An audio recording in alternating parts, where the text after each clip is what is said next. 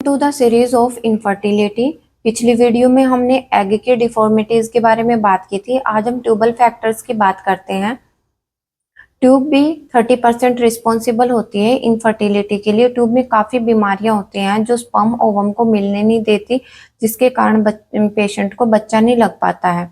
कई बार ऐसा होता है कि जो अंडा है वो टाइम पर फूट रहा होता है, एंडोमेट्रियम अच्छे से बनती है, यूट्रस का जो साइज है और शेप है परफेक्ट होते हैं, लेकिन फिर भी पेशेंट को बच्चा नहीं लग पाता। तो ऐसे टाइम पर हम पेशेंट की ट्यूब की जांच कराते हैं, जिसको कि HSG बोलते हैं, हिस्टेरोसाल्पिंगोग्राफी।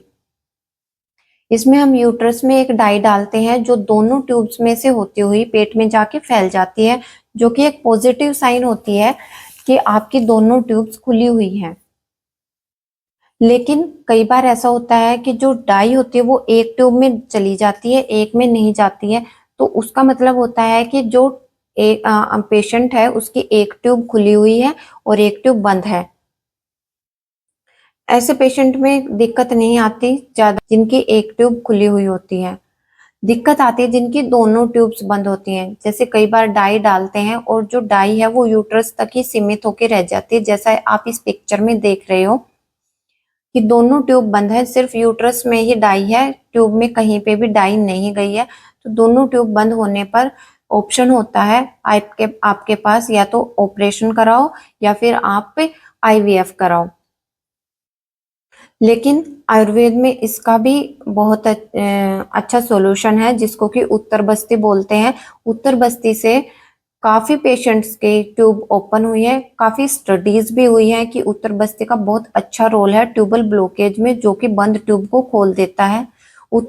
तो ट्यूबल ब्लॉकेज में उत्तर बस्ती अगर आप करवाते हो, लेकिन वो आपकी डॉक्टर आपको बता देती है, अगर ब्लॉकेज थोड़ा होता है, प्रोक्सिमल ब्लॉकेज होता है या फिर फिम्ब्रियल ब्लॉकेज होता है, तो वो प्रेशर से आपका जो ट्यूब्स होती हैं वो ओपन हो जाती हैं। अगर किसी की जो ट्यूब है वो कंप्लीट ब्लॉक है, तो उस टाइम पर उत्तर बस्ती काम नहीं करती है। उस टाइम पर आपको IVF ही कराना पड़ता है, क्योंकि कंप्लीट ट्यूबल ब्लॉकेज ऑपरेशन से भी खोलने में बहुत दिक्कत आती है। फिर उस खोल भी देते हैं तो सक्सेस रेट काफी कम रहते हैं। तो ये बात हुई ट्यूबल ब्लॉकेज की। ट्यूबल ब्लॉकेज के अलावा भी काफी इन्फेक्शन होते हैं जो ट्यूब में होते हैं, जो ट्यूब की मोटिलिटी को नष्ट कर देते हैं, ट्यूब के सीलिया को डिस्ट्रॉय कर देते हैं। जैसे कि PID है, क्रोनिक इन्फ्लामेशन है, ये दोनों ट्यूब के सीलिया को ही नष्ट कर देते हैं। ट्यूब के अंदर छोटे छोटे बाल होते हैं जो कि स्पर्म्स की मूवमेंट कराते हैं। जाइगोट बन गया तो जाइगोट को वापस यूट्रस में लाने का काम करते हैं। लेकिन अगर ये सीलिया नष्ट हो जाते हैं तो प्रेगनेंसी नहीं रुक पाती ऐसे पेशेंट्स में, क्योंकि जो जाइगोट होता है उसकी मूवमेंट नहीं हो पाती, या तो फिर वो प्रेगनेंसी एक्टोपिक होती है या फिर ऐसे पेशेंट में बच्चा लग ही नहीं पाता, दोनों मिल ही नहीं पाते हैं। कई बार जो ट्यूब होती है वो इंटेस्टाइन से चिपक जाती हैं, ट्यूब की खुद की ही मूवमेंट नहीं हो पाती, ट्यूब एक जगह पर रिजिड हो जाती है, जिससे ना स्पर्म एंटर कर, ना स्पर्म्स की मूवमेंट हो पाती है, ना ओवम को वो कैच कर पाती है फिम्ब्रिया से, ओवरी से फिम्ब्रिया उसकी कैच नहीं कर पाती और बच्चा नहीं लग पाता। कई बार ऐसा होता है कि ट्यूब में एंडोमेट्रियोसिस हो जाती है। जैसे ओवेरियन एंडोमेट्रियोसिस होती है, ऐसे ही ट्यूबल एंडोमेट्रियोसिस होती है। हॉर्मोन्स वहां पे फिर गड़बड़ा जाते हैं और पेशेंट को प्रेगनेंसी नहीं रुक पाती है। ट्यूब की लंबाई काफी होती है, तो कई बार ट्यूब ऐसी मुड़ जाती है कई जगहों से कि स्पर्म्स जो है वो वहीं पर अटक के रह जाते हैं, ओवम तक नहीं पहुंच पाते, फर्टिलाइजेशन नहीं हो पाता और बच्चा नहीं लग पाता। तो ये भी कारण होता है बच्चा ना लगने का, ट्यूब अगर ज्यादा मुड़ जाए कहीं पर।